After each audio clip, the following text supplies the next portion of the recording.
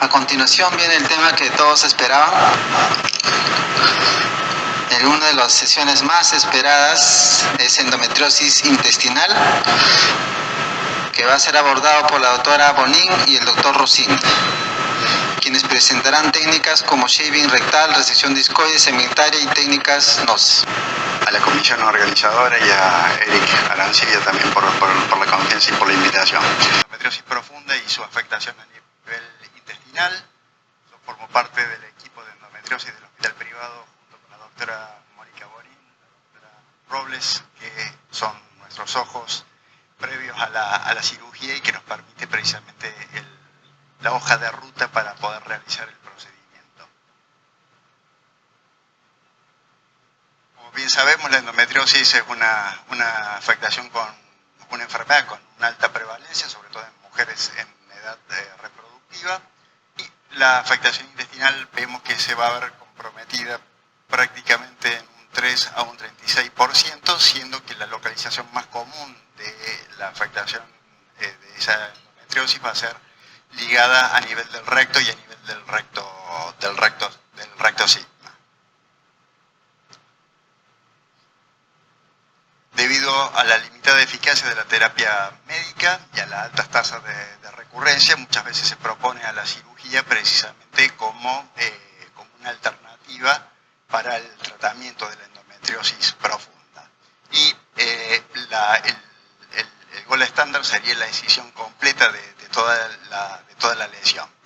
Y siempre hay que abordarla de una manera multidisciplinaria precisamente para que tengamos para la paciente lo mejor de cada sector. Entonces, si hay compromiso del compartimento anterior, tener siempre presente al urólogo. Si hay compromiso de posterior, bueno, tendremos que estar nosotros los cirujanos colorectales al tanto de la situación.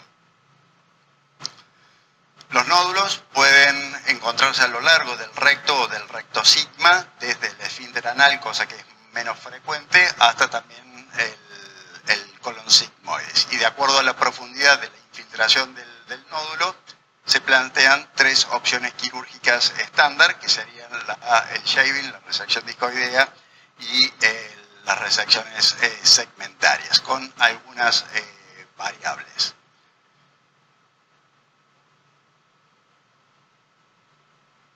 Para el caso del shaving, entonces el nódulo compromete la parte más superficial de la pared intestinal, son simplemente las serosas, es decir, el peritoneo, y la técnica no va a haber interrumpida, la decisión del nódulo, no vamos a interrumpir la capa muscular, por tanto no vamos a debilitar la pared del intestino y por tanto no va a ser necesario ningún tipo de tratamiento extra, simplemente nuclear el nódulo, logramos una indemnidad de la pared intestinal y por tanto no es necesario hacer ningún punto de sutura. En cambio, en el caso del skinning, el nódulo va más allá de la serosa, por tanto su enucleación llevaría a una disrupción de la capa muscular, eso debilita la pared muscular y por tanto nos va a ser necesario agregarle algunos puntos de sutura. Acá vemos en el caso un video del shaving, ahí tenemos el nódulo sobre la unión recto-sigmoidea y vamos tratando de resecar ese nódulo respecto de la pared sin lesionarla. Seguimos en este caso con tijera fría, se pueden usar otros medios de sección, ya vamos a ver un poquitito en la otra diapositiva. Entonces ahí encontramos el plano de clivaje del nódulo respecto serosa del recto sigma. Lograr la enucleación o la ablación de ese nódulo y por ser muscular no va a ser necesario esto, más allá que la incisión.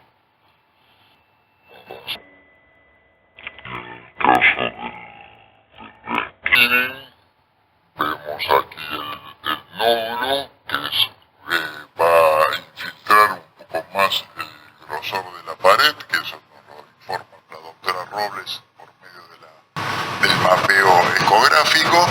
Acá hacemos un punto de tracción para permitir sobrelevar el nódulo y de esa manera poder disecarlo con mayor facilidad.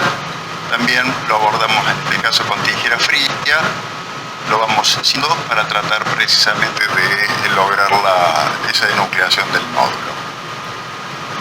Entonces tratamos de preservar la mucosa, de no dañarla. Allí vemos cómo la mucosa se abomba, es como si se produjera una hernia de la mucosa respecto del acero muscular. Ahí vemos entonces la mucosa que se prolapsa. Seguimos disecando de forma cuidadosa.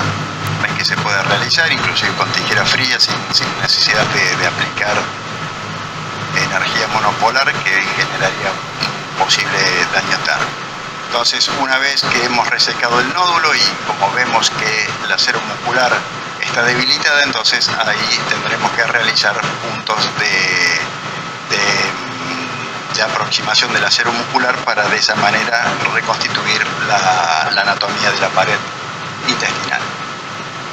Repasando, entonces el shaving compromete la capa superficial del peritoneo, la enucleación no va a interrumpir la capa muscular, por tanto no precisa de un efecto extra o de suturas extra, y la podemos realizar con láser CO2, tijera fría, bisturí armónico o plasma jet, o bien con energía monopolar. La técnica la utilizamos generalmente para nódulos de 2 a 3 centímetros. Y si bien en la literatura hay quienes describen que se puede resecar nódulos de hasta 6 centímetros con esta técnica. El tiempo es un poco variable, pero generalmente suele ser menos de 3 horas. Aquí en una serie propuesta por Donés y Esquiflet sobre 500 nódulos endometriósicos, el tiempo fue de 78 minutos. Para Horace Roman reportó un tiempo medio de 162 minutos. La estadía hospitalaria también fue más o menos de 2 a 3 días según las múltiples series. Complicaciones. Una de las complicaciones que pueden suscitarse cuando uno hace el shaving es una perforación intestinal en el momento de la cirugía, que según la literatura está reportada en 1.74%, en cuyo caso de suceder esto, simplemente la realización de puntos transversales van a permitir cerrar la brecha que se logra a nivel del intestino sin tener mayores consecuencias en el postoperatorio. La perforación intestinal en el postoperatorio, de acuerdo a las series propuestas por Horace Roman y Connick, es de 1.7 y de 2.2, y en ese caso requirieron de reintervención. Simplemente con la realización de un ostoma se solucionó el inconveniente. Si hacemos una revisión del shaving, de las complicaciones, de lo que, de acuerdo a lo que dice la literatura, hay una revisión sistemática de Donés y de Horace Roman, donde la tasa de fístula rectovaginal es prácticamente nula, con un 0.24%. Vean que el N es muy alto. 8 estudios analizados no presentaron fístula alguna y no se encontró descripción de complicaciones de tipo hemorrágico. Y se obtuvieron mejores resultados funcionales intestinales, inclusive en seguimientos a largo plazo de 7 años. Cuanto a la recurrencia, se describe una recurrencia del dolor en un 10% de los pacientes sometidos a shaving. Roman y colaboradores describieron una tasa de recurrencia del dolor del 4% a 3 años de seguimiento. Resultados similares a los que obtuvieron Donés y Esquiflet.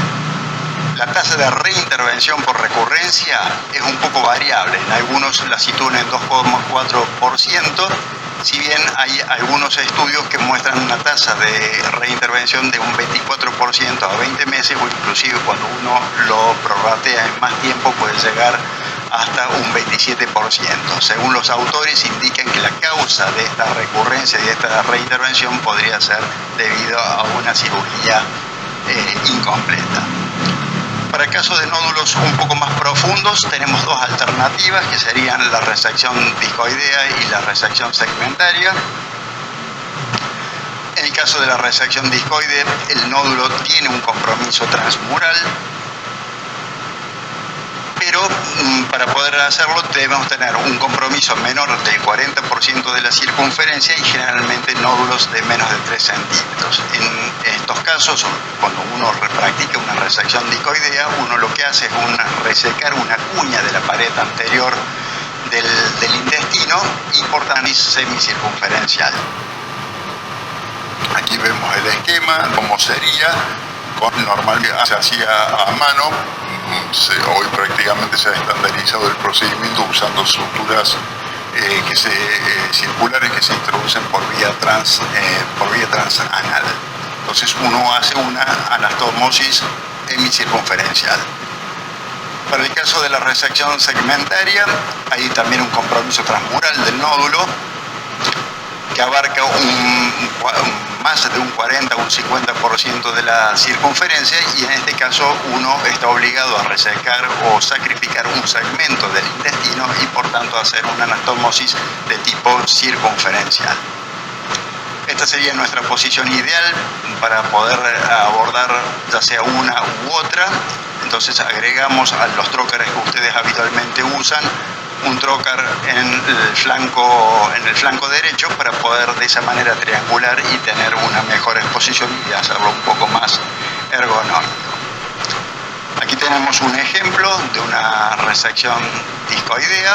Entonces, una vez de que se ha hecho la sistematización de la pelvis, tal como mostró el doctor González y la doctora Mónica Bonín, usamos la técnica inversa. Entonces se deja el nódulo pegado a la pared intestinal y una vez que lo hemos liberado hacemos 2 puntos de tracción sobre el nódulo para poder luego hacer una tracción hacia la parte posterior para que de esa manera ese nódulo quede incluido entre las mordazas de la sutura circular que introducimos por vía transanal.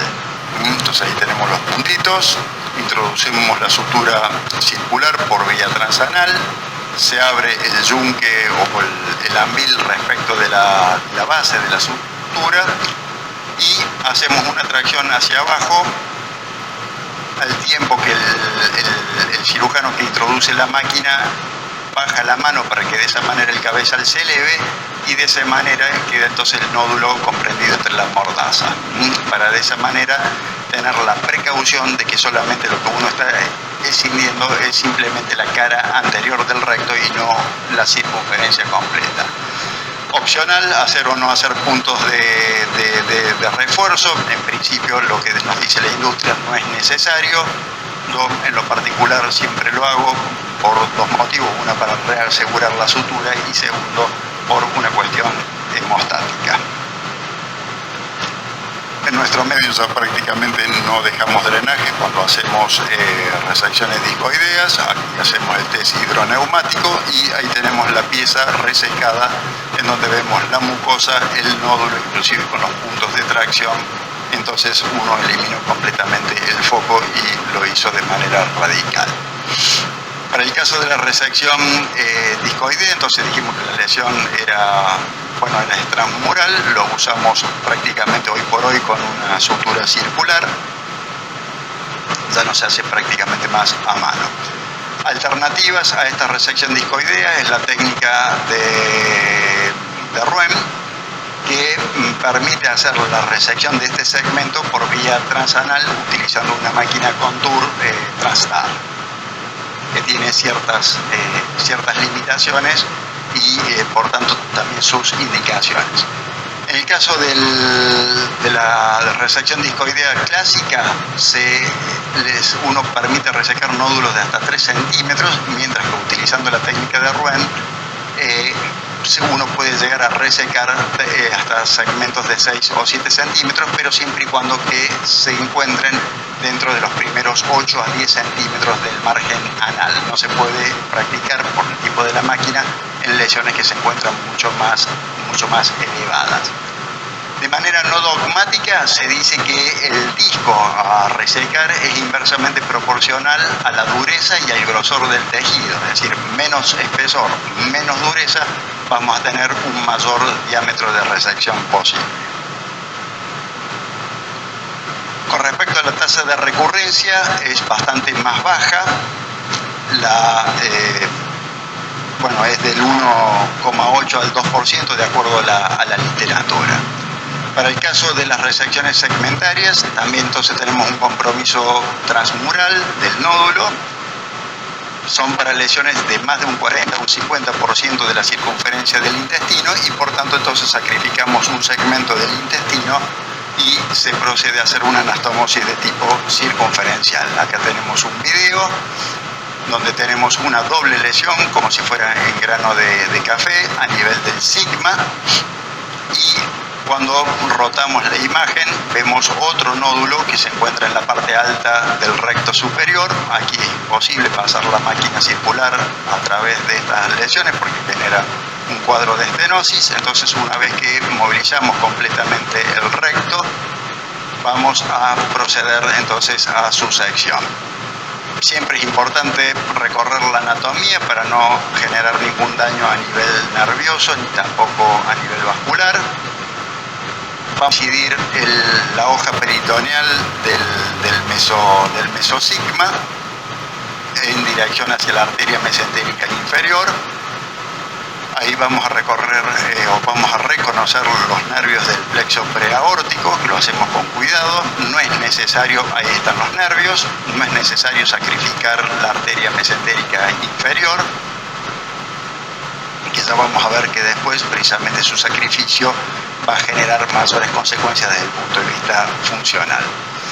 Entonces, una vez que hemos movilizado completamente el recto sigma, esto tiene como objetivo, bueno, aparte de una correcta exposición, que la anastomosis quede flácida, quede libre, para que quede libre de tensión. Ahí recorremos o vemos la presencia del uréter, y aquí vamos a hacer la sección del mesorrecto hasta precisamente la pared intestinal, y después entonces por medio de una sutura lineal hacer la sección. Video con técnica de nose, ya vamos a ver que el procedimiento es diferente.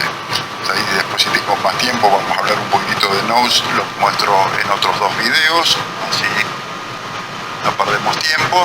Ahí están los dos anillos después que quedan en la máquina circular cuando uno hace la anastomosis término-terminal.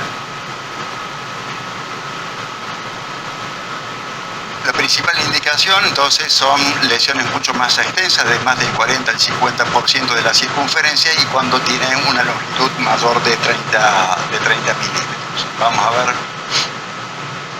un poco cuáles son las consecuencias de hacer este tipo de resecciones. Bueno, las dos complicaciones más temidas son las fístulas rectovaginales y las fugas anastomóticas, que según la literatura se reportan tasas del 0 al 18%. Y aparentemente el riesgo de esa fuga estaría relacionado con la distancia de donde tenemos la lesión rectal respecto del margen anal. Cuanto más baja es la anastomosis, mayor va a ser ese riesgo. Así tenemos que Malsoni reporta una tasa de fístula rectovaginal del 13% cuando está por debajo de 8 centímetros, y Beigetti una tasa un poco mayor al 18%. Al tratarse de una reacción más radical, algunos autores aportan una tasa de recurrencia bastante más baja, ya que precisamente los márgenes se encuentran habitualmente más limpios. Vamos a abreviar tiempo.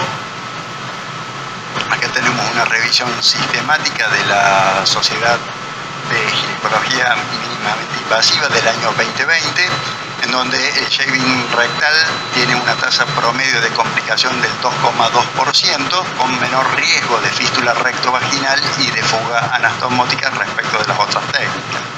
La resección discoidea tiene una complicación promedio del 9,7%, mejor que la resección segmentaria respecto al riesgo de estenosis, que probablemente no esté en relación precisamente con la sutura misma, sino también al problema inflamatorio que genera la endometriosis. Pero por contrapartida se asocia a un mayor riesgo de disfunción vesical. La resección segmentaria tiene una complicación ligeramente un poquito mayor del 9,9%, y se asocia a un mayor riesgo de estenosis anastomótica. Acá tenemos una publicación de Horace Roman, las técnicas que utilizó en su trabajo: 31% de shaving, 23% de resección discoide, resección segmentaria un 35% y forma combinada un 2,9%. La incidencia de fístulas global es de 3,4% en 37 pacientes, donde la fístula rectovaginal fue la que más imperó, prácticamente un 62%, la fuga intestinal un 37%. Los factores independientes de riesgo de esa fístula sería la apertura del lumen intestinal. ¿Cómo se trataron esas fístulas? En el caso de las fístulas rectovaginales, más de un 50% se trataron con múltiples procedimientos quirúrgicos, a veces 1, 2, 3, 4 y hasta 5.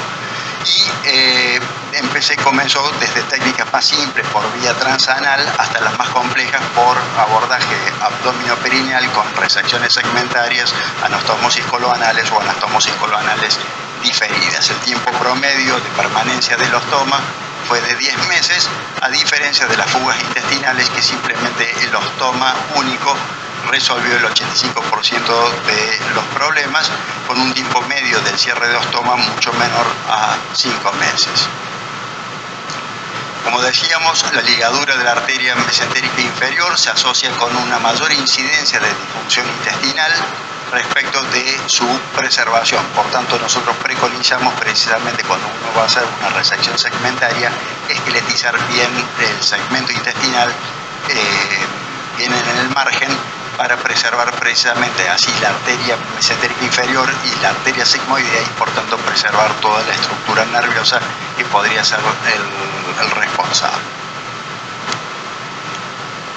Según una revisión sistemática y un metaanálisis en cuanto a su relación con respecto a la fertilidad de este año, vemos que la tasa de resección colorectal de embarazo en el caso de resección colorectal fue del 35%, del shaving del 42,6%, la discoidea un 35% y el manejo expectante fue del 38%. Vemos que no hay mucha diferencia, pero sí habla en favor de que el shaving tendría una mayor índice de tasa de embarazos espontáneos respecto de las otras resecciones. Bueno, vamos un poquitito más rápido. Acá, bueno, esto es toda la gráfica de estos estudios comparativos que acabamos de mencionar. Los factores que estarían relacionados con la fertilidad en caso de las resecciones colorectales serían más que nada precisamente por el aumento de las adherencias postquirúrgicas, son cirugías mucho más radicales, alteraciones de la anatomía de la pelvis y una respuesta inmunológica por el cuadro inflamatorio.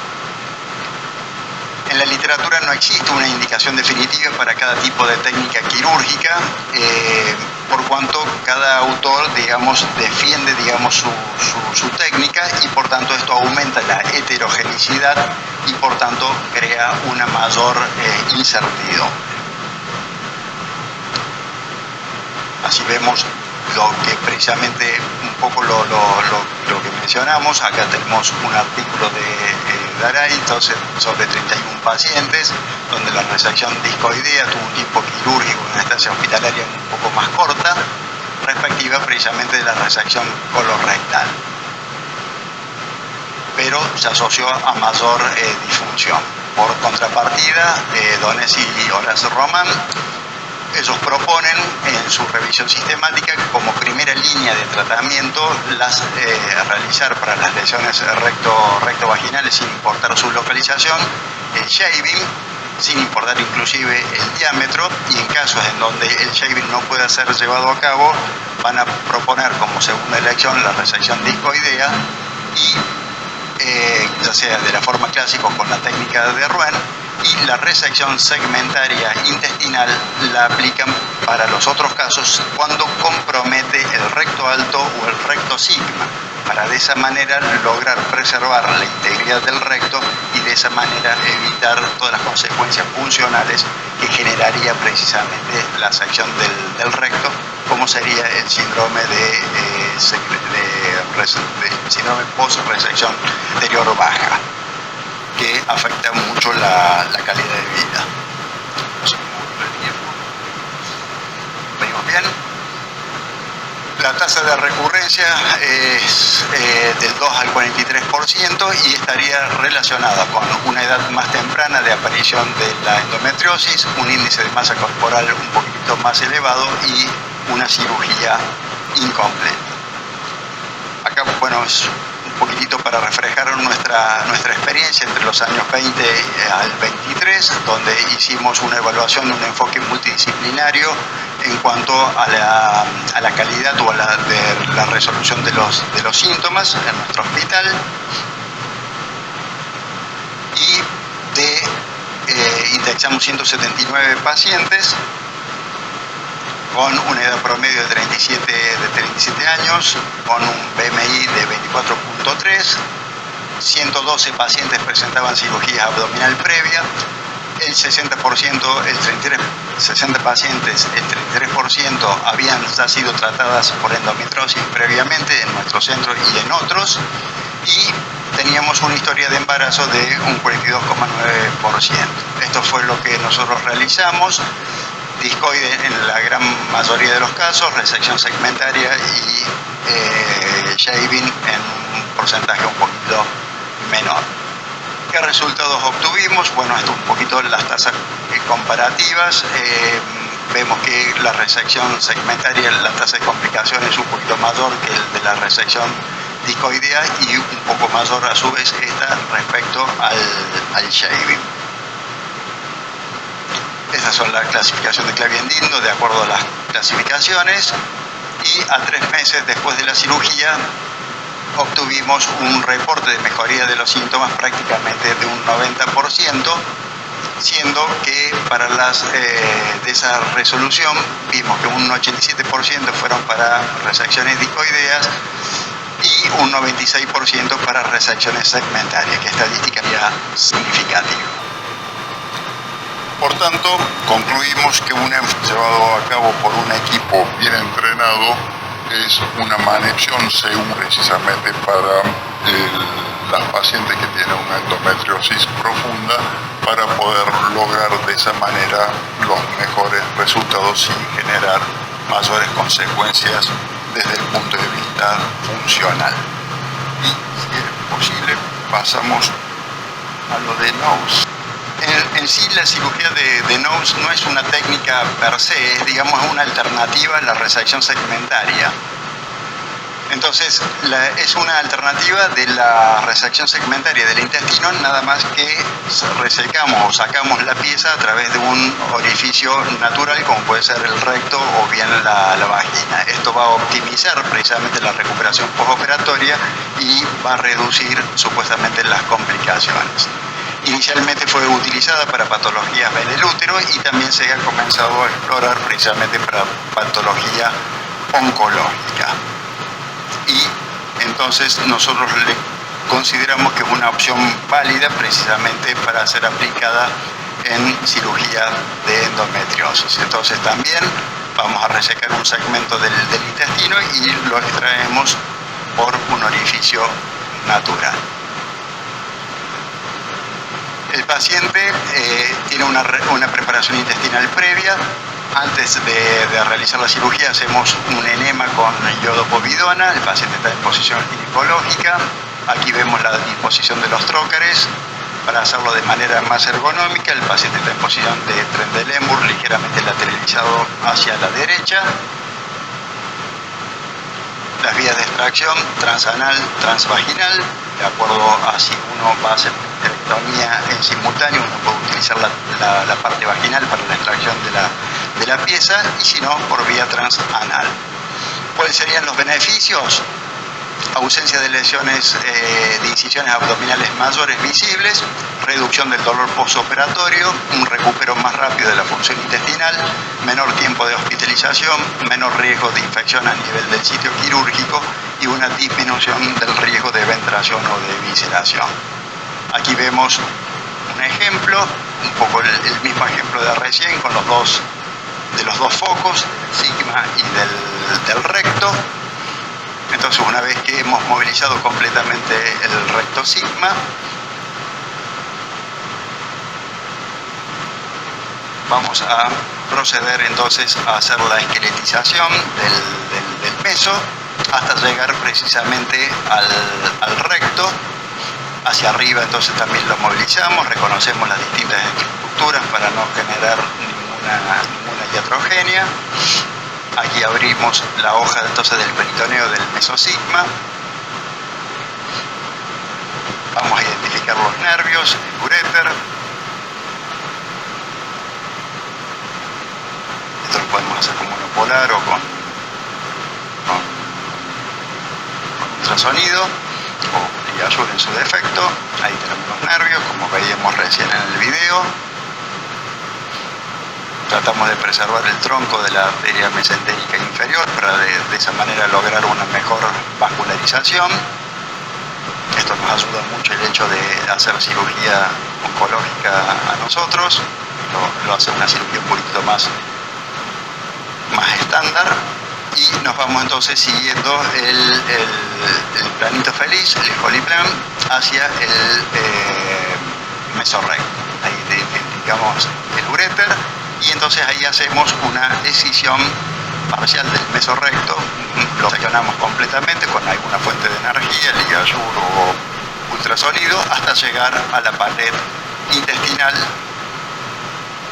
Y una vez que logramos llegar a ello y tenemos bien identificado, en este caso está todo preservado el recto, entonces procedemos a seccionar la pared de forma completa también con el bisturí armónico. Entonces ahí procedemos a cortar completamente, un poco largo, bien perpendicular. Entonces ahí cortamos completamente. Es importantísimo que el intestino esté perfectamente preparado, por eso, aparte de la preparación intestinal, hacer el lavado con iodopovidona antes de la cirugía. Entonces ahí tenemos la sección completa de la parte distal, a donde se encontraba precisamente el segmento afectado. Entreabrimos y desde el ano entonces introducimos el ambil a la cavidad abdominal y posteriormente vamos a incidir la parte superior al segmento comprometido, que va a ser el sitio que vamos a hacer precisamente a posteriori la anastomosis. Lo abrimos con monopolar hasta lograr una abertura lo suficientemente importante para poder introducir el ambil. Acá resecamos entonces el mesosigma hasta llegar precisamente a la pared del intestino. Todo siempre con fuente de energía. Entonces ahí llegamos bien hasta la pared. Introducimos entonces el ambil hacia el sigma proximal. Conservamos el capuchón plástico precisamente para después hacer la perforación del intestino. La anastomosis en este caso puede quedar de forma término-terminal o término-lateral, eso de acuerdo a la preferencia de cada cirujano. Aquí entreabrimos entonces el muñón rectal, introducimos la pinza y a través de esta abertura podemos extraer de la cavidad abdominal tanto el segmento afectado como también cualquier otro elemento poroso, gasas, compresas, suturas o lo que sea necesario.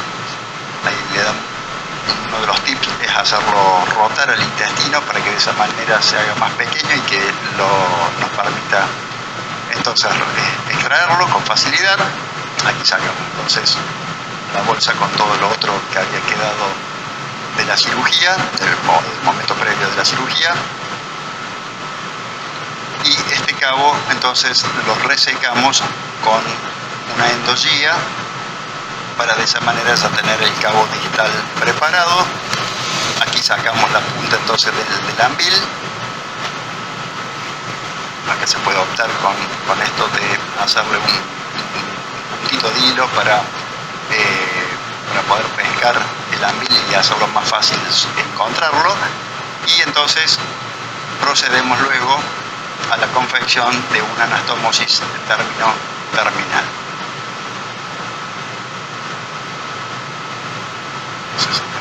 Entonces desde el por vía transanal introducimos la máquina, perforamos entonces el intestino según la técnica de Denay y unimos A con B.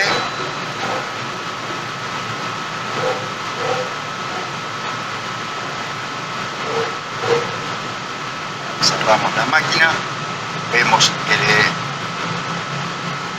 estén alineadas las tenias para que de esa manera no quede rotado el intestino y que no vaya a hacer una oclusión en el postoperatorio.